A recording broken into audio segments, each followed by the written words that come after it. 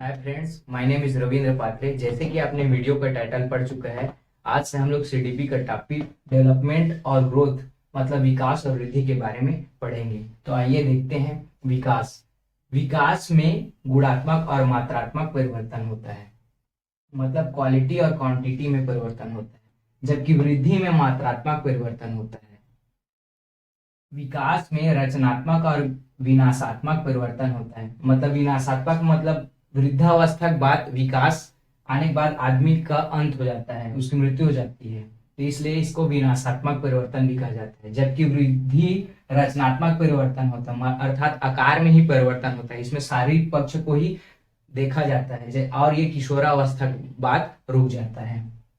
विकास निरंतर चलने वाली प्रक्रिया है, मतलब जब तक जीवन है विकास तब तक चलता रहता है। जबकि वृद्धि कुछ समय पश्चात रुक जाती है, अर्थात किशोरावस्था के बाद रुक जाती है। शारीरिक पक्ष विकास का निश्चित दिशा व क्रम होता है, जबकि वृद्धि दिशाहीन व क्रम विहीन होता है। क्योंकि वृद्धि शारीरिक पक्ष होता है, कभी हाथ लंबा हो रहा है, कई लोग का पैर लंबा होता है, इसलिए इसका दिशाहीन व क्रम विहीन होता है।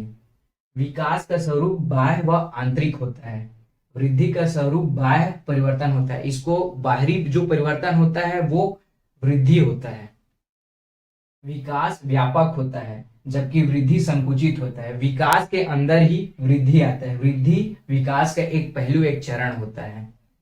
जबकि विकास पर वंशानुक्रम और वातावरण का प्रभाव पड़ता है और वृद्धि पर अनुवांशिकता अर्थात वंशानुक्रम का प्रभाव पड़ता है, क्योंकि ये शारीरिक पक्ष है। और देखते हैं कुछ पॉइंट, जैसे विकास मल्टी डायमेंशनल होता है, हर तरफ विकास होता है इसका। शारीरिक पक्ष, मानसिक पक्ष, संवेगात्मक पक्ष और सामाजिक पक्ष में परिवर्तन होता है।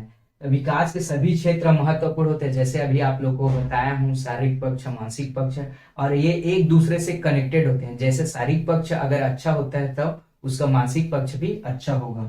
विकास परिपक्वता और अधिगम पर आधारित होता है, मतलब परिपक्वता मतलब किशोरावस्था तक आते कर उसकी बुद्धि प्रतिभाशाली हो जाती है, प्रखर बुद्धि, मतलब बुद्धि का भी, मानसिक विकास होता है, सभी पक्षों का सर्वांगीण विकास होता है। और धीरे धीरे हम लोग हर चीज को सीखते रहते हैं। इसके आगे हम लोग देखेंगे विकास के सिद्धांत को। तो हम लोग देखते हैं वृद्धि व विकास का सिद्धांत। पहला सिद्धांत देखेंगे विकास का दिशा का सिद्धांत। इस सिद्धांत के अनुसार विकास का क्रम निश्चित और व्यवस्थित रूप से होता है, और इस सिद्धांत को तीन भागों में बांटा गया है। पहला जो सिद्धांत है निश्चित दिशा व नियम का सिद्धांत, जिसको मस्त बोधमुखी का नियम भी बोला जाता है। इसमें विकास हमेशा सिर से पैर की ओर होता है, इसे सिफालो का डाल भी कहा जाता है। और दूसरा देखते हैं इसी में निकट दूर नियम। इसमें विकास केंद्र से सिर की ओर होता है, इसे प्रॉक्सिमो डिजिटल कहते हैं। ये कई बार एग्जाम में सीटेट का पूछा जा चुका है इसको। तीसरा पढ़ेंगे वर्तुलाकार चक्राकार स्प्रिंग नुमा विकास का सिद्धांत। इसको हरलाक द्वारा दिया गया है। इसमें बालक का विकास वर्तुलाकार रूप में होता है, अर्थात बालक का विकास में अगर लंबाई में वृद्धि हो रहा है तो उसके चौड़ाई में भी वृद्धि होगा, अर्थात ये रेखी ना होकर चारों तरफ होता है। जैसे मैं बता रहा हूँ, ये लंबाई में वृद्धि होगा तो उसके चौड़ाई में भी वृद्धि होगा। अब आगे देखेंगे दूसरा सिद्धांत। अब हम लोग देखेंगे सतत निरंतर का विकास का सिद्धांत। इस सिद्धांत के अनुसार विकास निरंतर चलने वाली प्रक्रिया है, अर्थात गर्भावस्था से जीवन पर्यंत तक विकास चलता रहता है। फिर तीसरा देखेंगे अनियमितता का सिद्धांत। इस सिद्धांत के अनुसार विकास की गति कभी तेज होती है, कभी धीमी होती है। जैसे शैशवावस्था में विकास की गति तीव्र होती है, बाल्यावस्था में मंद होती है, किशोरावस्था में फिर तीव्र होती है। फिर पढ़ेंगे व्यक्तिगत भिन्नता का नियम। यह नियम फ्रांसिस गाल्टन द्वारा दिया गया है। इस नियम के अनुसार एक ही अवस्था में विकास की जो भिन्नता पाई जाती है उसको हम लोग व्यक्तिगत भिन्नता कहते हैं। जैसे एक ही अवस्था, जैसे किशोरावस्था में कई बालक का प्रतिभाशाली होते हैं, कई बालक सामान्य बुद्धि, कई मंद होते हैं। तीसरा हम देखेंगे समरूपता का सिद्धांत। इस सिद्धांत के अनुसार बच्चों में विकास की एक निश्चित समरूपता पाई जाती है। जैसे बच्चा पैदा होता है, फिर कुछ मन बाद वो बैठता है, फिर खड़े होता है, फिर चलता है, फिर दौड़ता है। इसके आगे हम लोग देखेंगे विकास का और दूसरे सिद्धांत जो बचा हुआ है उसको देखेंगे इसके आगे। अब देखते हैं हम लोग विकास के वंशानुक्रम व वातावरण के अंतःक्रिया का सिद्धांत।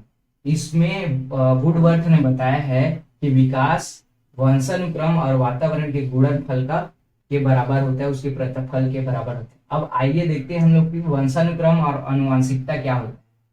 जो बच्चों का मूल प्रवृत्ति होता है जैसे आंख, नाक, लंबाई, रंग जितने भी हैं, वो जो माँ बाप से प्राप्त होता है वही वंशानुक्रम कहलाता है। वातावरण बाहरी दुनिया से संबंधित होता है जो हम लोग के लाइफ में बच्चों की लाइफ में को प्रभावित करता है, जैसे घर, विद्यालय, जलवायु, भोजन, बस स्टैंड, ये सब। लास्ट देखते हैं परस्पर संबंध का सिद्धांत।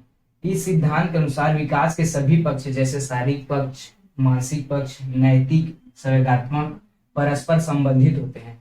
जैसे अगर कोई इंसान का शारीरिक पक्ष अच्छा होता है तो उसका बौद्धिक विकास अच्छा होता है। दोस्तों आज के लिए इतना ही। अगले दिन से हम लोग दूसरे टॉपिक को आगे बढ़ाएंगे। धन्यवाद।